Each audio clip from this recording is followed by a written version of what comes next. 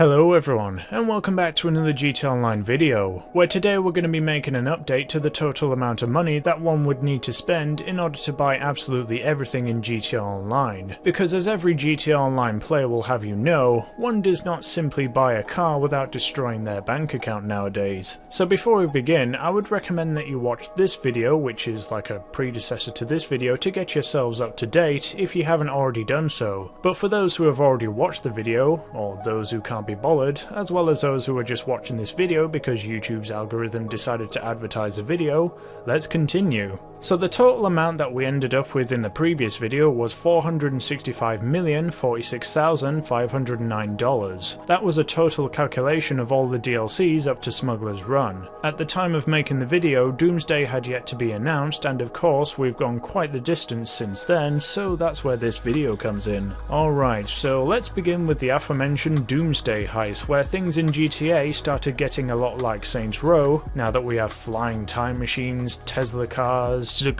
rocket launchers, complete tat. The Doomsday heist sure as hell was an interesting one, and an expensive one to boot. So how much would it have cost you exactly? Well, just like in the previous video, we have to go off a semi-accurate tally of how much everything would have cost you. I don't know about you, but I don't really have the time or the in-game money to go ahead and buy absolutely everything from scratch. So I've had to get all of my information from the GTA Wiki, which on the most part works absolutely perfectly, except for the times where it doesn't. So the final readout for this video I would estimate to be 90% accurate. All of the prices of the vehicles and all the other properties will be the prices if you didn't fulfill whatever requirements to get them at a cut price. So this is basically if you were to buy every single vehicle at base price and not trade price. With that out of the way, let's get down to business. So to buy every last Doomsday heist vehicle with all upgrades and the most expensive parts with gold paint, that'll cost you a grand total of $71,307,265. To get all the weapons that were added through the update, again with all upgrades added,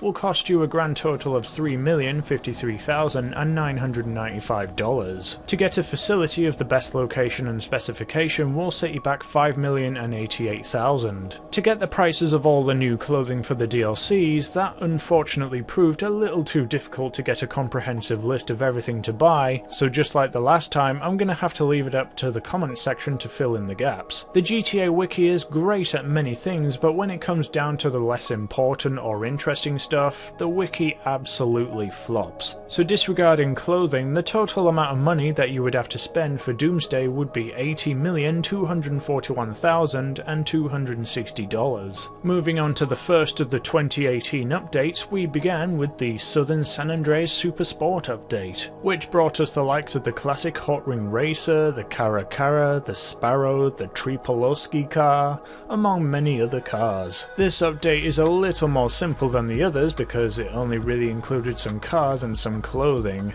but since we're not really covering clothing in this video, let's get down to business. So to get all the cars with all upgrades, best racer parts, all in gold paint, neon, all the good stuff, would set you back a grand total of $25,511,095. Comparatively cheap compared to the likes of the update, which really started to bring GTA Online into the realm of, okay guys, this is ridiculous. Oh, if only we knew what was coming. Allow us to introduce ourselves. Yep, it's that update, the After Hours update. Oh boy. Alright, so in this update we got a new property to allow us to store a crap ton of new cars, and so did the Doomsday facility, but I'll get back to you on car storage. Anyways, we got a new property that we could buy, some interesting but tatty new vehicles that we had to rely on to carry cargo, we got a blimp, we got this thing, and then we also got this Deathmobile. So the total amounts to spend to get absolutely everything in this update will be $32,641,605. That's to get all the vehicles upgraded to the max, gold paint and whatnot. You're kinda used to this now. Obviously just having the base price for the Pegasus vehicles like the Festival Bus and the Blimp. For a nightclub of best spec, it'll cost you $5,072,400, leading to a grand after hours total of $37,714,005. And finally we have the current as of video update, the Arena War update, which was nice.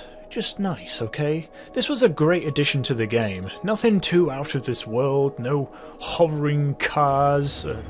Okay, we had some hovering cars, no weird weapons and explosives. Okay, yeah, we had explosives too, okay, fine. But what's important is that we finally got the chance to see what Rockstar had planned with the arena before it was cut from the base game. It's all good, it's all good. Anyways, tallying up how much everything is, that'll be a grand total of $71,848,054 for all the vehicles in the update, and to buy the best spec workshop for the arena, that'll cost you $4,365,000. But it doesn't stop there, as we also got weird, out-of-this-world weapons. At a total cost of $1,384,500. And we're all up to date now. We've got the total amount for all the updates past the first video all the way up to this upload date. So give it another 3 months and we'll be back here soon enough. Anyways, it doesn't stop there, because although we may or may not have the money to buy all these new vehicles, in order to actually keep them, we need a place to store them and gather virtual dust. Thankfully, the new updates also give us a crap ton more storage to be able to handle all the new cars. The Doomsday update facility has storage for up to 7 personal cars, not bad. The nightclub lets you store a massive 40 extra vehicles, and the arena workshop garages allow you to store another 30 vehicles. I gotta say, that's quite a lot of extra storage space we've been given over the course of a year, probably the most. Anyways, in total there are 80 new vehicles added since the previous video, out of which 13 of them require no need for the player to allocate some storage space for them,